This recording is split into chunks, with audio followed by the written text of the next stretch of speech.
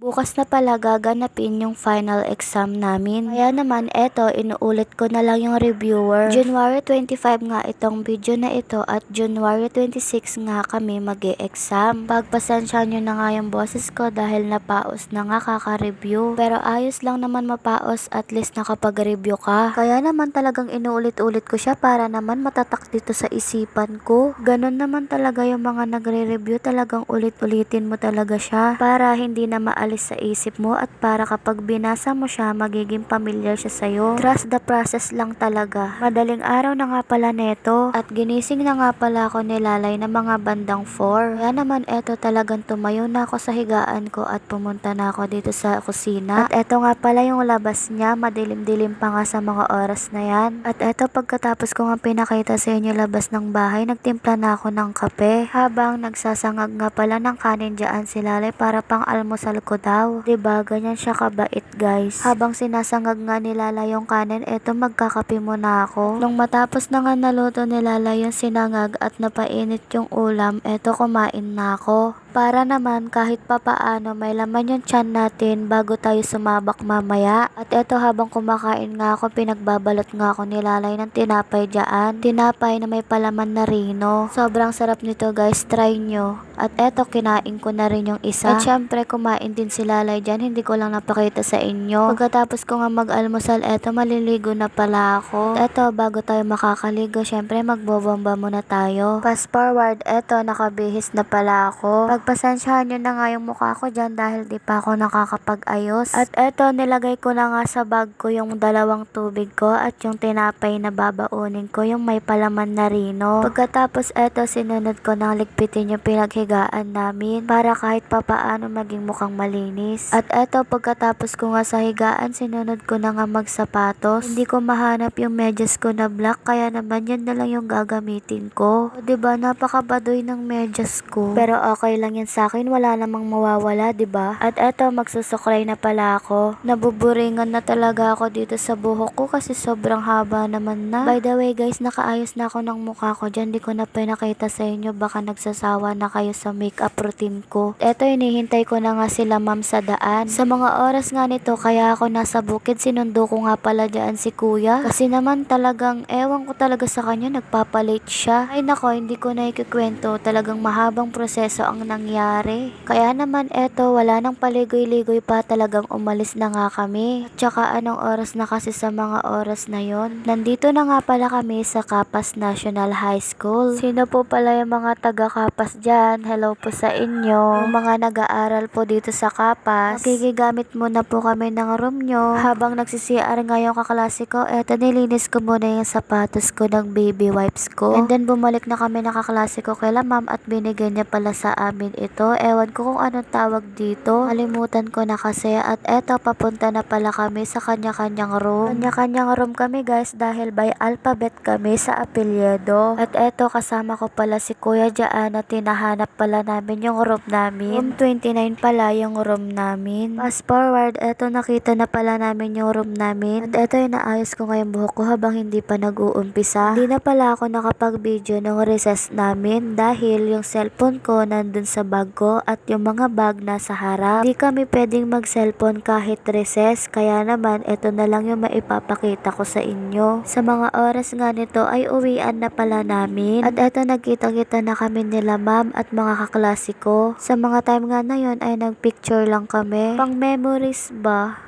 Eme! At eto, lumabas na pala kami at papunta na pala kami dyan sa sasakyan namin.